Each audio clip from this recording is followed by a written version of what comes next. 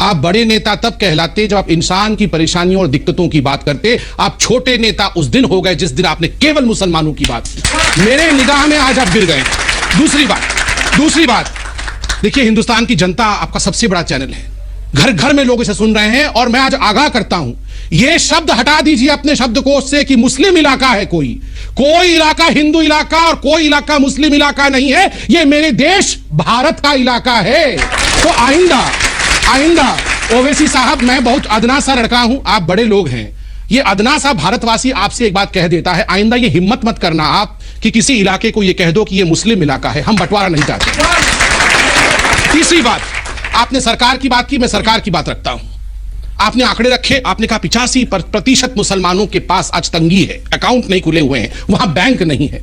मैं आपसे सवाल पूछता हूं साहब, 10 वर्षों तक यूपीए की सरकार में जो राज करती रही, आप उसके कोएलिशन पार्टनर थे। बैंक कोई शुतुरमुर्ग की तरह, कोई फंगस की तरह 4 दिन 5 दिन 3 महीने में नहीं खुलते हैं, इन्हें दशकों लगते हैं। नहीं, जनधन के पर तो आप अपनी मैं जनधन पर दे रहा हूं कि आपने अकाउंट खोला है, तो थोड़ा तो जिम्मेदारी लेनी पड़ेगी। आप बताइए, 25 करोड़ अकाउंट पहली बार हिंदुस्तान में खोला, क्या नाम पूछ के अकाउंट खोला कि तुम्हारा नाम अब्दुल है या तुम्हारा नाम राम है? नाम पूछ के नहीं खोला। मैं आज ओवैसी साहब से पूछता हूं, ओवैसी साहब ये डॉक्यूमेंट दिखाएं कि अपने क्षेत्र में कितने मुसलमान भाइयों के हाथ पकड़ के आप अकाउंट खुलवाने ले गए थे। आरबीआई क्या बांट रहा है? आरबीआई की रिपोर्ट दिखाइए, कहां कहता है मुस्लिम। मैं आपको चैलेंज करता हूं, कौन सी आरबीआई की रिपोर्ट में मुस्लिम इलाका लिखा हुआ है, दिखा दीजिए। आप बताइए, आपने एक रिपोर्ट की बात कही, मैं रिपोर्ट चाहता हूं कि देखिए, आरबीआई को छोटी चीज नहीं है, रिपोर्ट होती है। आप कागज दिखाइए कि फलाने पंक्ति में लिखा हुआ है कि मुस्लिम इलाकों में कम पैसा है। जवाब देने देंगे तो सबर तो करिए। सबर कर रहा हूं, आप बोलिए। बोलते खैर आपको डिस्टर्ब नहीं किया, मैं सुन रहा था। धन्यवाद, सुनिए। बकवास मुस्लिम इलाका होता है सर, शब्दों का चयन ठीक से करें, बड़े हैं। आरबीआई की रिपोर्ट है, दीपक मोहंती की रिपोर्ट, पढ़ लीजिए। उसमें क्या लिखा है बता दो। इसमें लिखा हुआ यह है कि मुसलमानों की आधी आबादी बैंक से जुड़ी हुई नहीं है। एक और आरबीआई की रिपोर्ट है, committee on medium term path on financial inclusion, और एडिस का डेटा उन्होंने इस्तेमाल किया है, ठीक है, जिसमें वो कह रहे हैं कि सिर्फ 3% रेट है। ये कम्युनल है। तो कौन जिम्मेदार है ओवैसी साहब? अब देखिए, ये सुनिए। नहीं सुनिए ओवैसी साहब, मैं एक बात बता दूं, सुनिए। 1927 10 साल का हिसाब मांगा है सर। ठीक है, बोलिए। आपने तो बड़े गुनाह की तरफ बोलिए, जवाब देते हैं। तो लीजिए ना, बोलिए, वरना तो डिबेट नहीं होगा। बोलिए साहब, बोलिए। सुन तो लीजिए। कुंडू कमेटी की रिपोर्ट अक्टूबर 2014 में आपको दी गई। कुंडू कमेटी सेंसस डेटा 2011 का 84% 100% डिस्ट्रिक्ट मुसलमानों के हैं, जहां पर 95% अडल्ट पॉपुलेशन बैंक जुड़ा हुआ नहीं है। ठीक, ये सब चीजें आपके पास हैं डेटा। मैं आपसे सिर्फ इतना ही पूछ रहा हूं कि 2.5 साल में आपने क्या किया। यकीनन मैं यूपीए का साथ दिया, और 2012 में यूपीए को छोड़ा भी मैंने, और वो क्यों छोड़ा वो अलग बहस है। और आप बार बार ये क्यों कह रहे हैं कि मेरे हिंदुस्तान से वफादारी पर क्यों शक करते हैं आप? किसने कहा? आर्टिकल 30 में अभी कहा आपने मुस्लिम इलाका शब्द बोला। अरे मुस्लिम वर्ड, आपने केवल मुस्लिमों की बात की। देखिए, आरबीआई की, सुनिए, आरबीआई की रिपोर्ट लफ्ज मुस्लिम को इस्तेमाल कर रही है। गलत। चलिए, अगर ये दोबारा ये मान लेंगे, आरबीआई की रिपोर्ट को पढ़ के आया हूं, मैं उस पर जवाब देता हूं। आप कह रहे हैं ना दीपक मोहंती वाली, मैं पढ़ के आया हूं, आपको जवाब दे देता हूं। आप मान लीजिए ना, मैं बता देता हूं। अगर मैं माफी चाहे तैयार होगा, अभी मैं बोल दूंगा भाई, वर्ड्स बता दूंगा क्या रिपोर्ट में लिखा है। रिपोर्ट में लिखा है, आपने 2011 की सेंसस की भी बात की, बिल्कुल सही बात है कि मुस्लिम जो है बहुत बड़े तादाद में बैंकिंग सिस्टम से जुड़ा नहीं। 2011 में मोदी जी की सरकार थी। कौन जिम्मेदारी? 2015 की जनधन अकाउंट के खुलने के बाद की दोनों रिपोर्टें हैं। अब तो 2011 की सेंसस की रिपोर्ट, 2015 में कुंडू कमेटी की रिपोर्ट, 2014 की मीडियम स्मॉल एंटरप्राइज मिनिस्ट्री की रिपोर्ट। अगर ये रिपोर्ट झूठ है तो फिर मैं और क्या कह सकता हूं? ये मुसलमान लफ्ज इस्तेमाल कर रहे हैं, ये मुसलमान लफ्ज इस्तेमाल कर, और इस चाचा को मैं दबा के नहीं रखा हूं। ये चाचा मेरी बात नहीं सुनेंगे कभी, हरगिज़ नहीं सुनेंगे। ये अपने मन का फैसला खुद करेंगे। मैं आपसे कह रहा हूं कि मैं लफ्ज मुसलमान को इस्तेमाल करता हूं, तकलीफ क्यों जाती है? मैं इस मुल्क का शहरी नहीं हूं। मैं बताता हूं, मुझे हक हासिल है कि मैं अपनी बात को रखूं, इसलिए कि हिंदुस्तान के कॉन्स्टिट्यूशन में आर्टिकल 30 में मुसलमान शामिल है। आप संपित साहब, आप मुझे कोई रिपोर्ट बता दीजिए। मैं बताऊंगा, आप सुनेंगे। अब मैंने पूरा सुना आपको, अब सुन। बिल्कुल बोलिए। एक सवाल मैं पूछ लूं, माइनॉरिटी अफेयर्स के लिए मिनिस्ट्री क्यों रखे? हटा दीजिए उसको, मैं उसका बंद कर दिया जाए सर। ठीक है, आप सबने सवाल पूछ लिया। अब संबित पात्रा को 20 सेकंड दीजिए जवाब देने के लिए, इतना तो हक बनता है। ठीक, एकदम। मुझे सिर्फ प्रॉब्लम इस बात से है ओवैसी साहब कि आप केवल एक समुदाय की बात करते हैं। सुन लीजिए पूरी बात, क्यों करते हैं? देखिए, हर चीज में आपको दखल देना है। आपने कहा याकूब मेमन को फांसी इसलिए हुई। सुन लीजिए मैंने मुझे पूरा करने दीजिए, क्योंकि एक व्यक्ति का व्यक्तित्व तो पूरा देखा जाता है, ऐसे एक हिस्सा से नहीं देखा जाता है। आपने कहा याकूब मेमन को फांसी इसलिए हुई क्योंकि इसलिए कि वो आतंकवादी था, इसलिए कि वो मुसलमान था। एक सेकंड, अब याकूब से नोटबंदी पे नहीं, मैं इनके तरीके से देख रहा हूं। सुन लीजिए, मैं आपसे निवेदन करूंगा, यहाँ हिंदू मुस्लिम मत बनाइए, यहाँ हिंदू मुस्लिम मत बनाइए। देखिए मैं हाथ जोड़ के निवेदन करता हूँ, यहाँ हिंदू मुस्लिम मत बनाइए, ये भारत की कहानी है। यहाँ हिंदू मुस्लिम मत बनाइए, ये भारत की कहानी है, भारत की कहानी सुनिए, सुन लीजिए प्लीज। यहाँ हिंदू मुस्लिम मत बनाइए, यहाँ हिंदू मुस्लिम मत बनाइए, यहाँ हिंदू मुस्लिम मत बनाइए, मुझे बोलने दीजिए।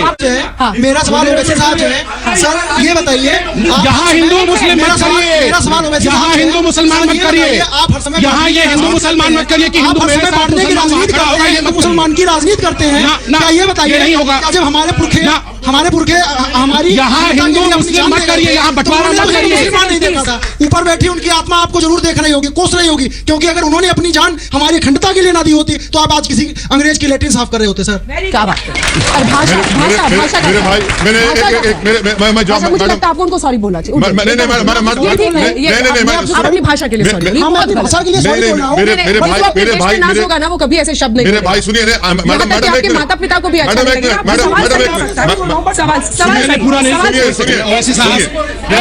आपकी बात सही है, एक सेकंड आपकी बात सही है मैडम, एक मिनट मैडम, मैं जवाब दूंगा प्लीज। अंजना जी मैं बीच में रह गया था, और भाषा की गड़बड़ के साथ कोई मेरे भाई मैं जरूर टॉयलेट साफ अपना रोज करता हूं, मुझे कोई उसमें बुरी वायु बात नहीं लगती। अगर आप अपने घर को बुलाएंगे ना, मैं आपका भी टॉयलेट साफ करूंगा।